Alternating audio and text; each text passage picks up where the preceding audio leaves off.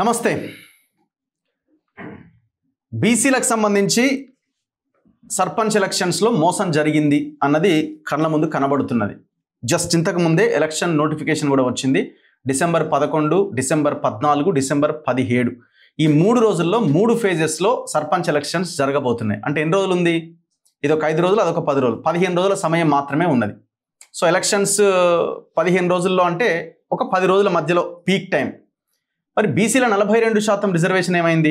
పోరాటం చేశామని చేస్తున్నామని చెప్పిన ఈ సంఘాలు నాయకులంతా ఎక్కడ పోయారు? ఒకసారి ఈ అంశం మీద మాట్లాడాల్సిన అవసరం ఉంది. అండ్ దాంతోపాటుగా ఎలక్షన్స్ ఆపడం అన్నది సాధ్యం కాదు, అది కనబడుతున్నది. మరి ఈ పరిస్థితుల్లో బీసీలంతా, ఎస్సీలంతా, ఎస్టీలంతా, బహుజనులంతా ఏం చేయాలి ఎలక్షన్స్లో? ఇది కూడా మనం మాట్లాడదాం. నా ముందు డాక్టర్ విశారదన్ మహారాజ్ గారు ఉన్నారు, BC SC ST JAC and దాంతోపాటుగా 42% సాధన సమితి కన్వీనర్ మెంబర్ నా ముందు ఉన్నారు. ఒకసారి మనం డిస్కస్ చేద్దాం. సార్ నమస్తే. నమస్తే.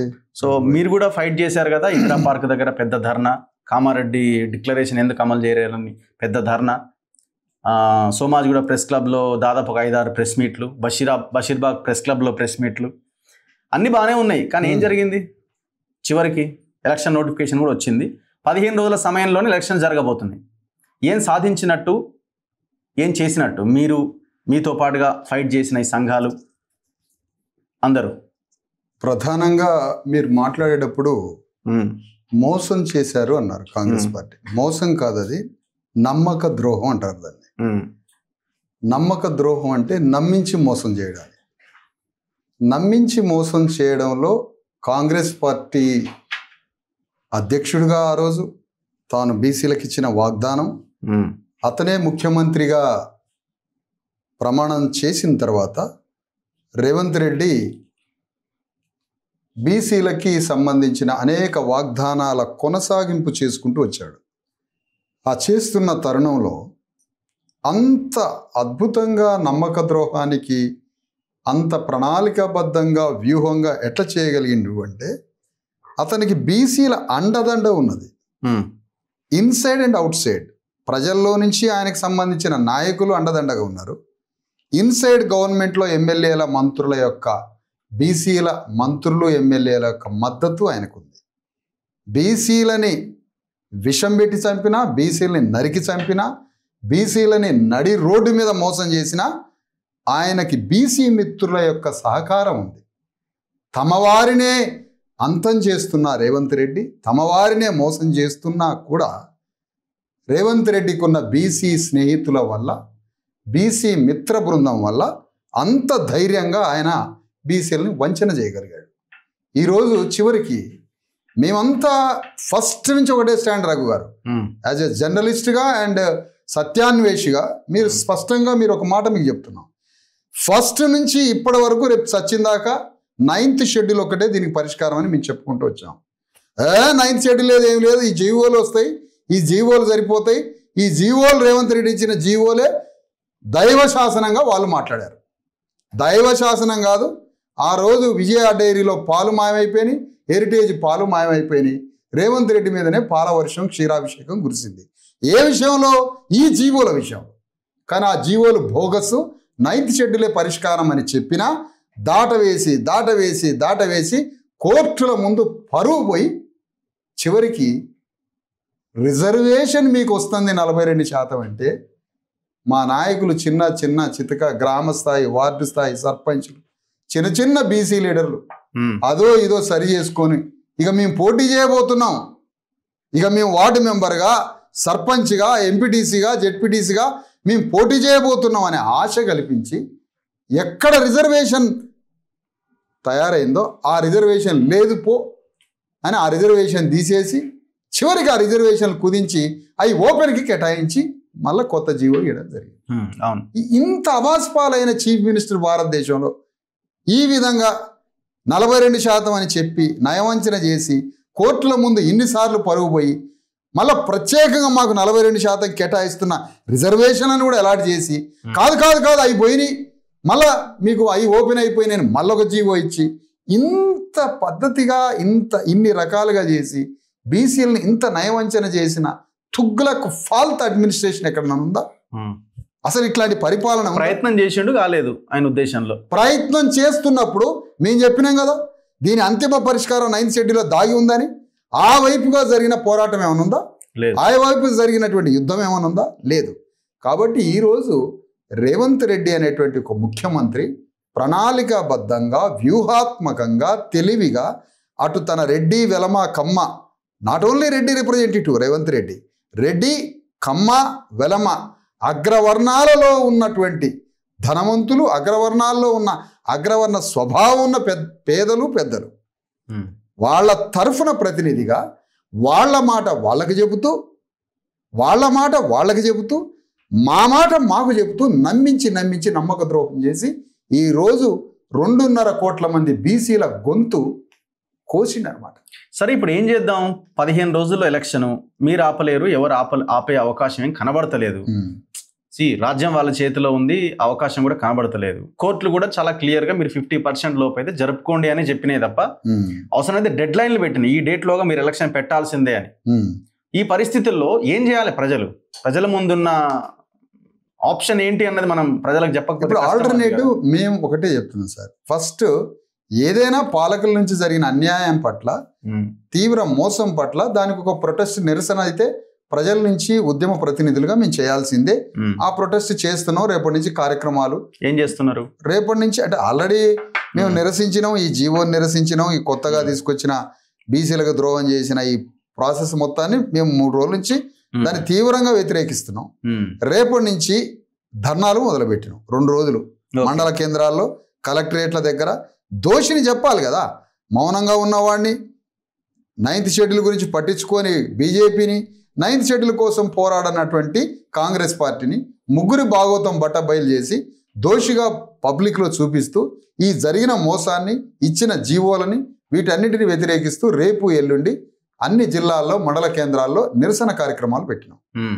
బీసీ ఎస్సీ ఎస్టీ జేఏసీగా, బీసీ రిజర్వేషన్ 42% సాధన సమితిలో ఓ చిన్న కార్యకర్తగా మేము ఆ రెండింటి తరఫున రాష్ట్రంలో మా నాయకుడు చిరంజీవి గారు ఆదేశం ప్రకారం ఆ వేదిక నుండి ఆ కార్యక్రమం చేస్తున్నాం సార్. ఈ ప్రొటెస్ట్ వల్ల చేయాల్సిందే ప్రొటెస్ట్. ఈ ప్రొటెస్ట్తో ఏమో మరి గవర్నమెంట్కి ఏమైనా ఆలోచన వస్తుందా, ఏమొస్తుందో మాకు తెలియదు. మీరు ఇప్పుడే ఏదో నోటిఫికేషన్ వచ్చింది అన్నారు. వచ్చేసింది ఆల్రెడీ. ఎన్నో తారీఖు nominations? December 11, 14, 17 polling. Nominations I think ఎంత ఉంటుంది? ఇంకొక 4-5 రోజులు బిఫోర్ ఉంటుంది అంతే. 1 వీక్ బిఫోర్ ఉంటుంది. రైట్, నేను అంత అబ్జర్వ్ చేయలేదు. ఓకే. అయితే ఇప్పుడు మేము అనేది ఏంటంటే సార్, ఇక్కడ రేవంత్ రెడ్డి నయవంచన చేసిండు అనేది మా ప్రధాన ఆరోపణే కాదు, రుజువు అయింది. ఇంకా ఆరోపణ ఎక్కడ? రుజువు అయింది. 9th షెడ్యూల్ వైపు ఎలాంటి వార్ చేయకుండా, పోరాటం చేయకుండా తాను ఒక సామాజిక, మళ్ళా ఉల్టా ఒక సామాజిక న్యాయ దినోత్సవం అని చేస్తున్నాడు. అందుకని మేమేం చేస్తున్నామంటే రాజ్యాంగ ఆవిర్భావ దినోత్సవం రేపు, ఇది సామాజిక అన్యాయ ప్రభుత్వం అని మేము రేపు డిక్లేర్ చేయబోతున్నాం. కాన్స్టిట్యూషన్ డే మీరు చేస్తున్నారు, అవతల ఇంకొక ఆయన చేస్తున్నాడు, ఇంకొక ఆయన చేస్తున్నాడు, అందరు చేస్తున్నారు. ముందు కూడా అందరు చేసారు. మేము మాత్రం మేము ప్రభుత్వం తరఫున, ముఖ్యమంత్రి తరఫున అందరూ చించేస్తున్నారు, అందరూ తిడుతున్నారు. అట్లా కాదు ఆపుతాం ఎలక్షన్స్. రఘు గారు, మేము ప్రభుత్వానికి అండగా లేము. ప్రభుత్వం చేసిన తప్పుల తడకలకి అండదండలుగా మేము లేము. మేము అలాంటి పాప కార్యంలో మా భాగం లేదు. మేము అందులో లేము. మా అండా చూసుకొని ఆయన చేయలే. మేము మొదటి నుంచి వ్యతిరేకిస్తున్నటువంటి ప్రతినిధులం. కాబట్టి ఇప్పుడు మళ్ళీ ఒకసారి మేము చెప్పేది ఏంటంటే, రేవంత్ రెడ్డి తీవ్ర అన్యాయం చేసి గ్రామ స్థాయి నాయకులు కానివ్వకుండా చేస్తారు. యాక్చువల్ డిమాండ్ ఏంటి తెలుసు సార్? పార్లమెంటులో 540 పార్లమెంట్ సభ్యుల్లో 250 పార్లమెంట్ సభ్యులు బీసీలకు రావాలి. యాక్చువల్గా పార్లమెంటులో అంటే చట్టసభలో, పార్లమెంటు అసెంబ్లీలో హాఫ్ పార్లమెంట్లో హాఫ్, అసెంబ్లీలో హాఫ్. కంట్రీ వైడ్గా చట్టసభలో బీసీలకి రిజర్వేషన్లు కావాలనే ఒక పోరాటం, విజ్ఞప్తి మొదలైంది. దాన్ని ఏ ప్రభుత్వం, రాహుల్ గాంధీ కానీ, వాజ్పేయి కానీ, ఇప్పుడున్నటువంటి మోడీ కానీ ఎవడు పట్టించుకోవాలి.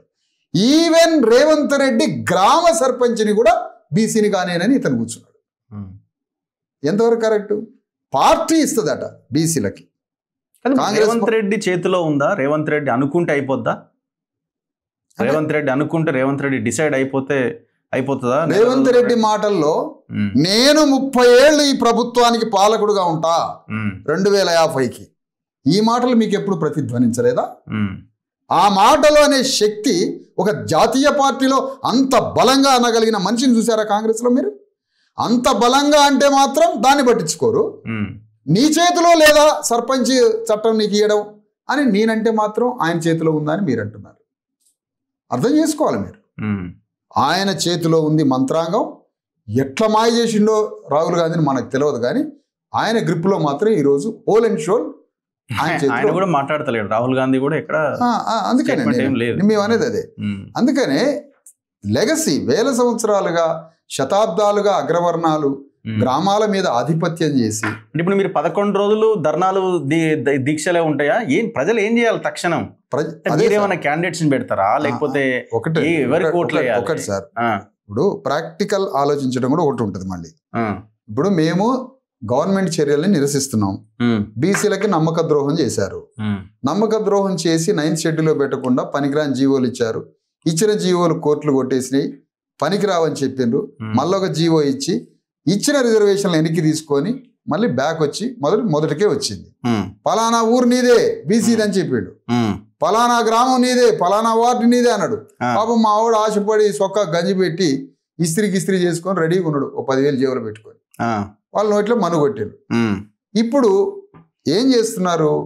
మళ్ళీ తిరిగి ఇట్లా జరుగుతున్న ఈ పరిణామం పట్ల మేము ప్రొటెస్ట్ చేసి వాళ్ళు చేసినటువంటి తప్పిదాలని వాళ్ళని దోషులుగా సమాజానికి చూపిస్తూ ఎలక్షన్ తప్పదు ఇక జరుగుతుంది అనే నిర్ణయానికి వచ్చినప్పుడు జరగడం ఇటు దోషిగా చూపించాల్సిందే, వాళ్ళ తప్పును చూపించాల్సిందే.